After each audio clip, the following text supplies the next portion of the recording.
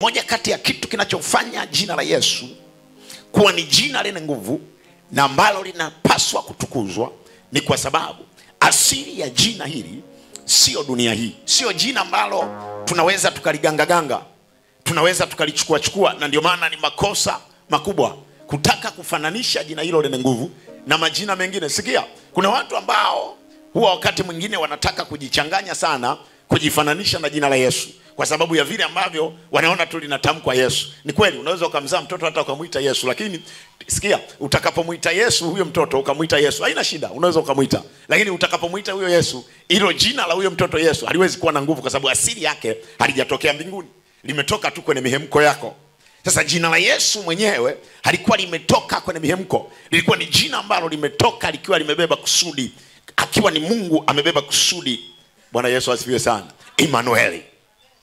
Kwa hiyo tunapo zungumza jina la Yesu lina nguvu kwa sababu asili yake ni mbinguni. Lakini si tu asili mbinguni.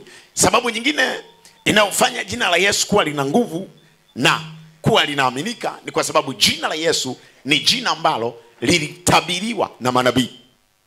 Sikia, jina langu mimi halikutabiriwa na manabii. Hakuna nabii aliyetabiri kwamba kuna mtoto atazaliwa ataitwa Matthew Muhini. Never. Hakuna aliyetabiri. Lakini jina la Yesu lilitabiriwa na manabii. Ndio maana hata leo ukisimama unasema kwamba wewe kwa namna moja ama nyingine umekuja, umeletwa na Mungu kulipress nafasi ya Yesu. Ni lazima ututhibitishie manabii gani waliotabiri kwa ajili ya wewe. Sikia, Bwana Yesu asifiwe sana.